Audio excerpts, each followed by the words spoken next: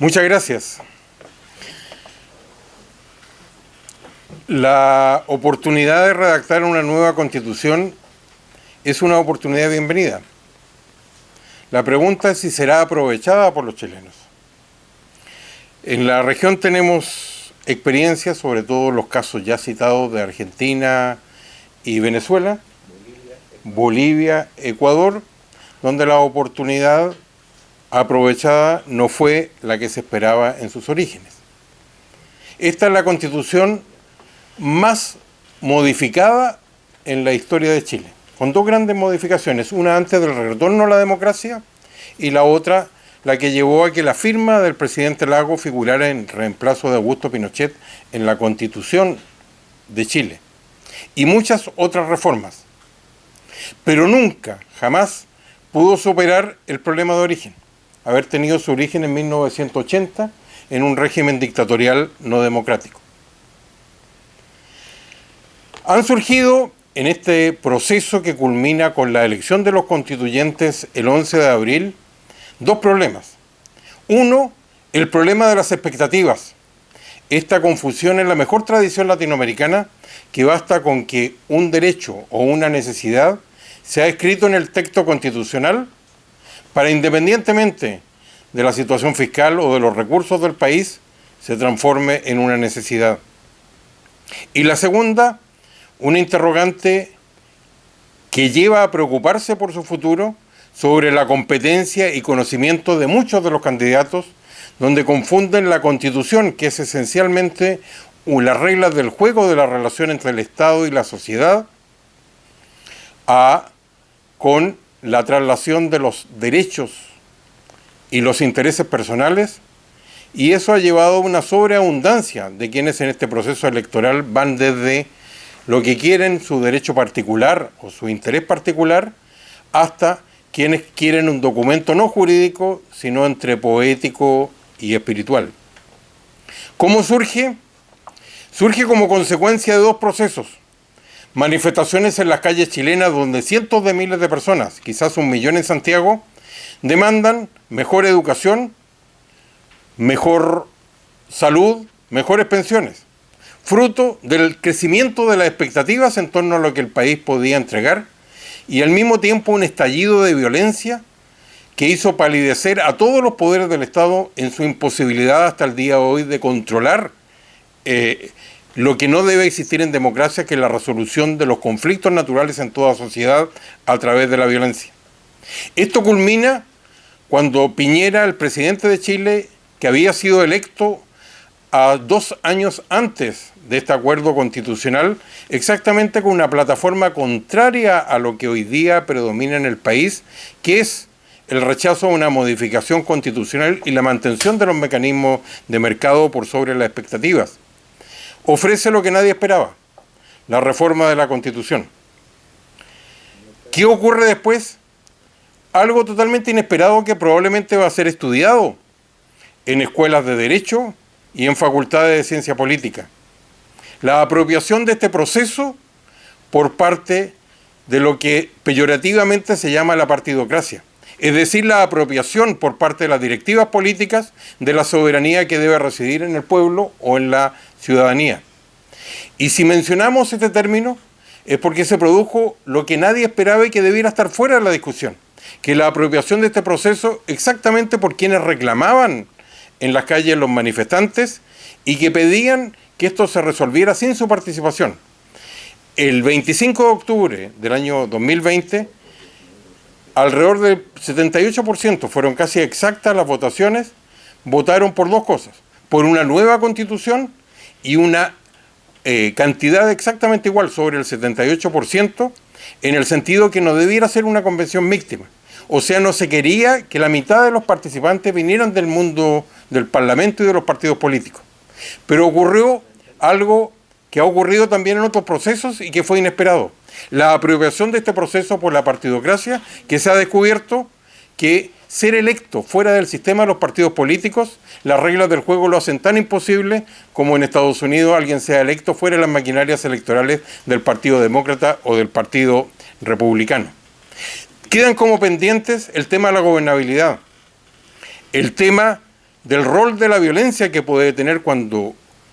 creo yo, y ahí tenemos una diferencia con el profesor Sánchez, en el sentido que creo que este lío y la solución se la crearon los chilenos solos y que está exagerada la importancia del castrochavismo, pero más allá de eso, existió esta apropiación por parte de los partidos políticos cuando más del 78% había dicho expresamente que no querían, para que después la regla del juego aprobada por el Parlamento, porque algo que hay que agregar, el Parlamento se conserva a través de los partidos políticos todas sus atribuciones constitucionales y Chile va a vivir una desfase entre dos sistemas. El sistema de la actual Constitución que perdura hasta que en el plebiscito de salida esté aprobado el medicamento, ya que el Congreso conserva todas sus atribuciones constitucionales, pero lo más peligroso para la salud futura de esta buena oportunidad que se le abre a los chilenos es este clima de expectativa donde solo predominan los derechos y hay escasa correlación con lo que debe saber los deberes. Y la perspectiva de que este proceso conduzca a una frustración es muy grande. A esto se agrega circunstancias poco esperables, pero que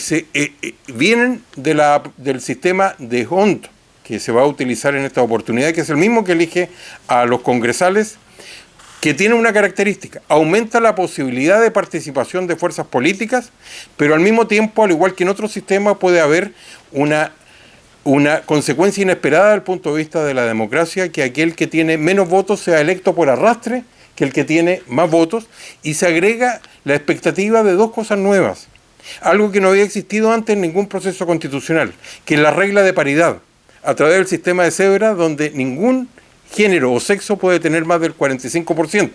lo cual puede llevar a la consecuencia que hombres o mujeres que obtengan más votos simplemente por la aplicación de esta regla no queden. Y la segunda, que se ha utilizado en otros procesos similares, pero en novedad para Chile, la incorporación de un factor racial en las preferencias democráticas a través de los escaños reservados para pueblos indígenas. Estas son dos novedades. Y el 11 de abril van a coincidir 4 elecciones. De hecho, Chile está enfrentado a un debate donde puede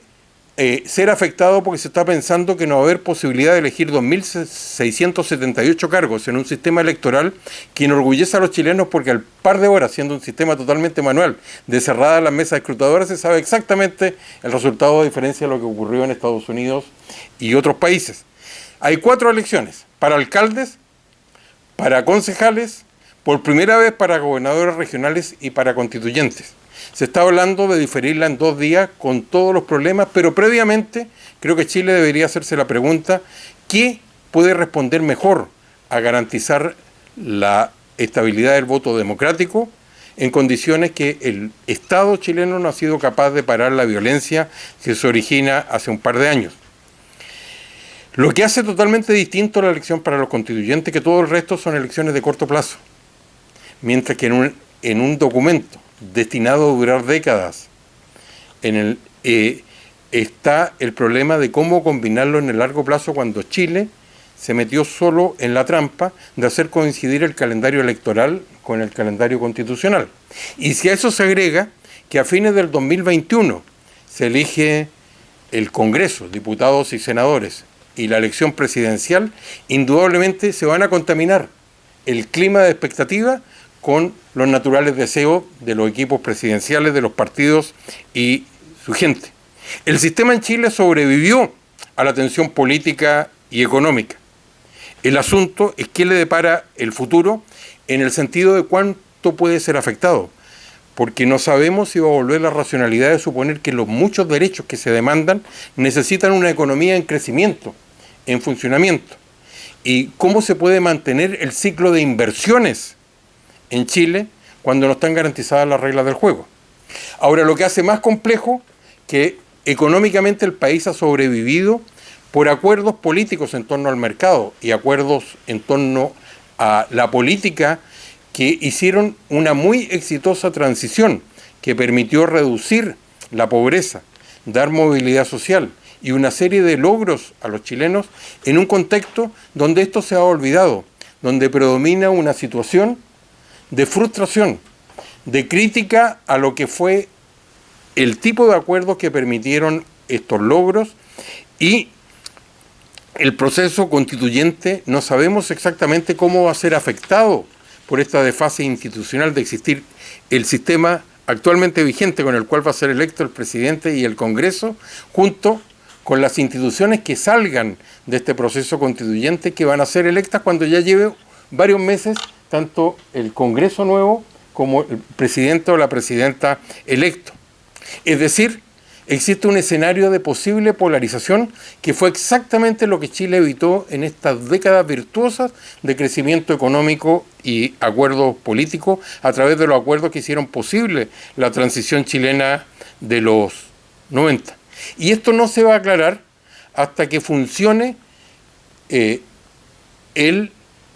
nuevo Congreso y los constituyentes, estos 155, se reúnan para discutir lo que ha sido clave en otros procesos, el reglamento de funcionamiento. Y este reglamento de funcionamiento va a permitir resolver el tema de la hoja en blanco, donde no hay tema excluido de este debate.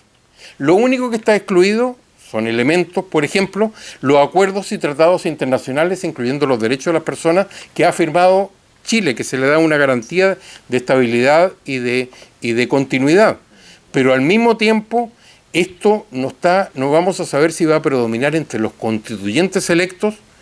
el tema de la colaboración o del conflicto que hoy día caracteriza a la sociedad chilena.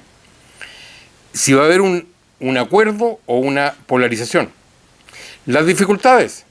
Todavía están pendientes las demandas de los manifestantes, para lo cual se necesita progreso y crecimiento económico. Y también esta mezcla entre demandas de corto y un documento que debe ser por su propia naturaleza de largo plazo. A mí me tocó participar en el debate constitucional durante la campaña presidencial de 2017, con una pésima votación, pero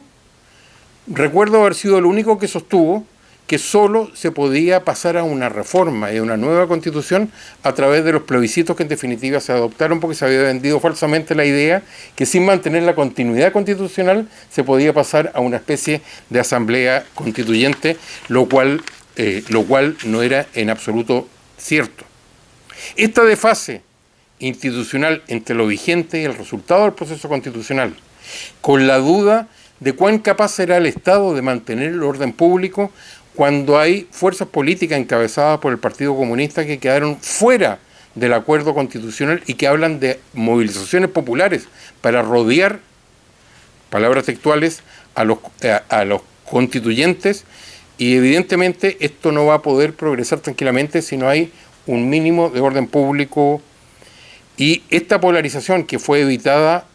ha regresado a Chile como ocurrió en procesos anteriores a la dictadura. No sabemos qué escenario va a predominar, y más allá de lo local, las normas que se aprueben y lo que pasa en el proceso constitucional puede influir cuán bien o cuán mal esté preparado el país para enfrentar la nueva etapa del mundo post-pandemia, donde seguramente vendrá una fase distinta a la polarización, donde habrá un reacomodo del poder internacional, como ya se ha visto en el tema de la adquisición de las vacunas, un ajuste en los organismos internacionales, muchos de ellos totalmente desfasados en torno a la realidad de haber sido creados ni siquiera durante la globalización, sino durante la Guerra Fría y como consecuencia de la Segunda Guerra Mundial, y sobre todo el resultado de la competencia global entre China y Estados Unidos. Lo que está lejos de estar clarificado es si el país puede superar los atractivos cantos de sirena que hoy día existen para que mágicamente Chile pueda tener las pensiones, la salud y la educación de los países escandinavos. Elemento que también aparentemente suena atractivo para un fenómeno nuevo en Chile, la llegada de muchos miles de inmigrantes que, a pesar de las dificultades y del largo viaje, como en el caso de los venezolanos, siguen llegando de otros países de la región. El problema para Chile es que coincide con un ambiente depresivo, donde los grandes logros que le dieron a Chile algunos de los mejores años de su historia y que culminaron en un proceso de vacunación reconocido como éxito a nivel mundial. El ambiente de desconfianza, de descalificaciones, es un ambiente tóxico, con un discurso flagelante que niega los avances políticos y económicos del país. Quisiera culminar, me parece que estoy en el tiempo, por primera vez estoy en el tiempo, quisiera culminar con mi experiencia de haber enseñado durante muchos años Derecho Constitucional y Ciencia Política en Chile y también aquí en Estados Unidos, en Inglaterra y en Suecia.